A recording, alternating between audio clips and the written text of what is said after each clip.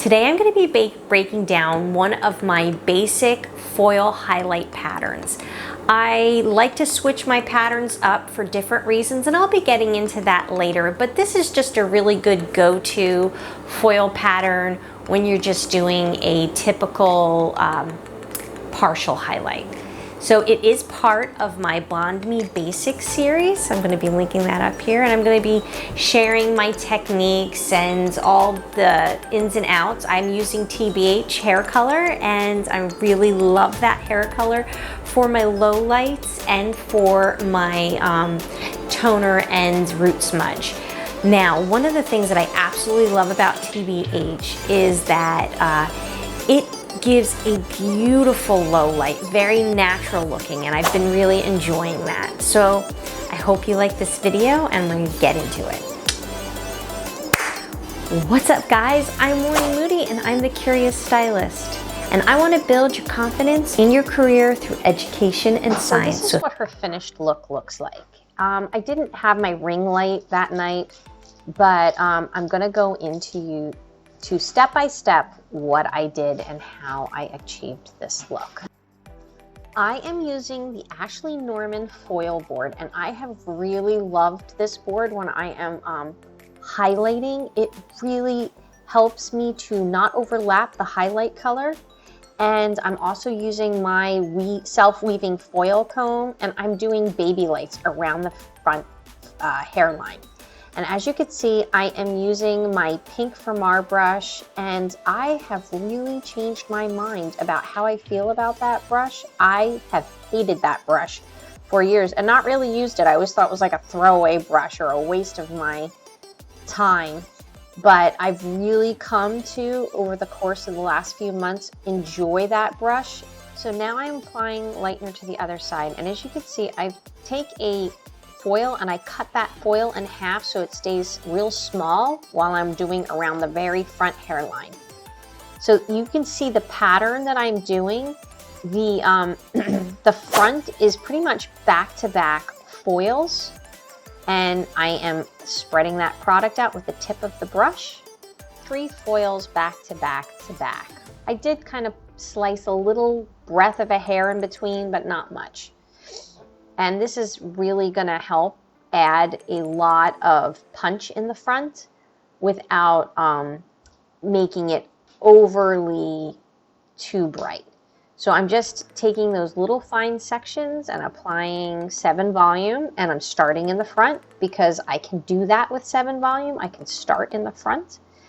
And as you can see, I am working along. And the next foil, you can see I'm using the black foil comb that I like, or the weaving comb that I like. And I like this comb because it has a different ratio. So it has like a small and a medium and a large hook. So it'll take chunky highlights in certain spots and weave out thinner ones too. So it's a really fun highlight, and I kind of like to break up my foils with a little bit of a heavier weave at the end. A diagram of the side of the head and how I worked those foils, and as you can see, I am following along the hairline and running parallel.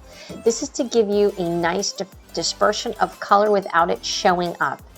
And as you can see, I'm pivoting also as I'm working, and I'm using my foil comb or my highlighting comb to bring the foils a little bit closer and closer to the top foils around the hairline. So as you can see, I'm just pivoting and working one foil by another foil just so it covers it. And as she gets her hair and she pulls it back, it's going to give a nice soft distribution of color. And the next one I'm going to do is, again, my favorite, the little bit of a weave. So when you look at the chart, it'll show you. I think I forgot to add the weave, but you know what to do next. And I'm doing the same exact thing on the other side. I pretty much do the same exact thing on this side as I did on the previous side with adjusting and pivoting. But now I'm going to talk to you about what I do here. And this is a bit of a time saver, especially with somebody that's got longer hair. You can get away with this. So what you do is you take like a crescent moon section. So it's just, you know, it's thin, and then it gets a little fatter and it gets thin again, like a crescent moon. And then you take a thick weave And I'm using the Ashley Norman foliage board, and I am just applying my lightener, very blended, and I find that that pink brush, the Framar slanted brush, really helps to blend that product so nicely. And I'm kind of getting a little bit more of the lightener towards the ends because I don't want any dark spots, and I'm just going to be brightening up. And this is great because it gives you the effect of brightening up without having to put a ton of foils in that section. And sometimes you can get away with that, which is great. Just sectioning basically the mohawk section and working straight across. And as you can see, there's a pattern there. I am still using my Weaving Baby Lights foil comb. And I do that for the first couple of foils. And then as I get to around the round of the head, I am going to be switching over to a fatter weaving comb, as you can see. So the dark dashes are my lowlights, and the arrow looking dashes are the weavy highlight. Get a practice to reopen up my foils and take a look at see how they're processing, just to make sure everything's okay.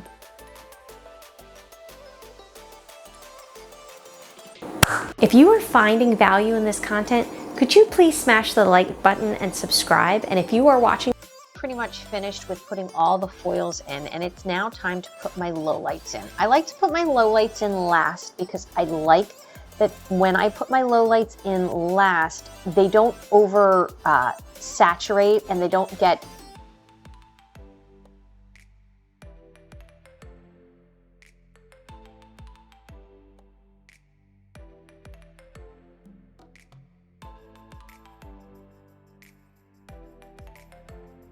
wanted her lowlights to be very natural. I used a 7-06 in TBH, 8 grams of tone softener, and 8 grams of 7 volume. And then on the ends, so the second formula for her lowlights, I used 10 grams of 9-06, equal amounts of tone softener and equal amounts of 7 volume.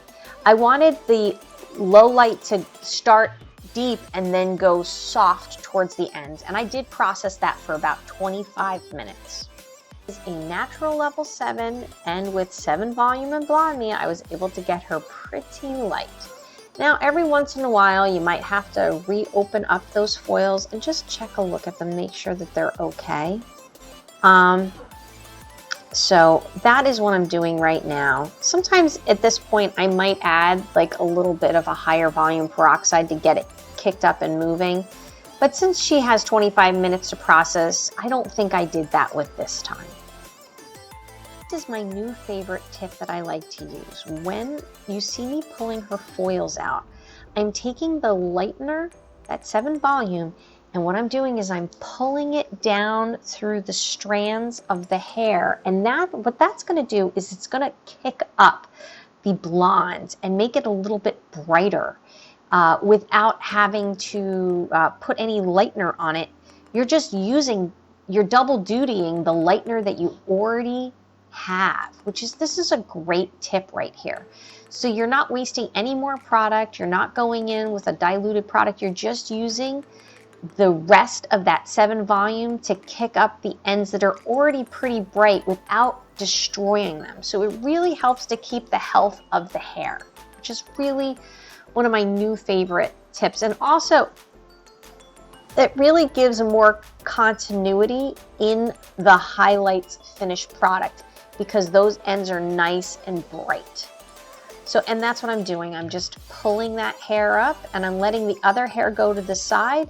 And by pulling that through, it gives a really beautiful, brightened ends on your blondes. So it's fun. Once you start to do this, you're going to actually love it. So I'm also working that lightener through the ends of that large piece, and I'm doing it on the other side too.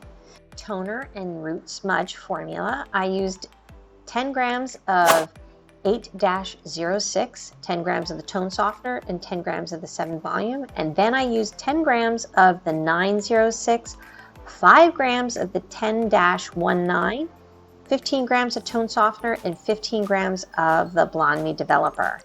What I like to do is while the hair is not like soaking wet, but damp, I'm applying the root smudge, and I'm using a wide tooth comb to help blend that out and soften that line of where the root is. She is naturally a level 7, so I'm using the 8 because I still want the highlights to sort of shine through, but I don't want them to be quite as bright at the top.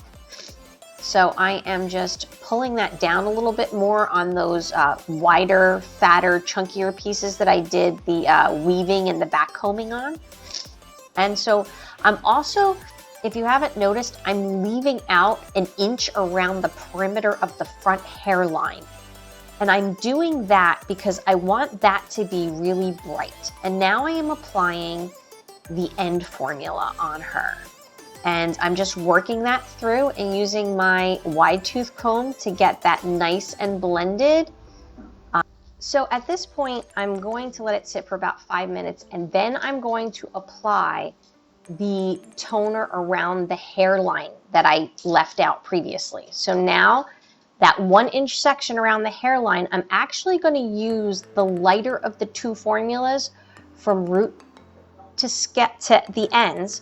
But what I'm going to do is I'm going to tap in that deeper shade at the very top. So I will put the lighter formula from roots to ends. I will take the deeper shade and place that right at the root.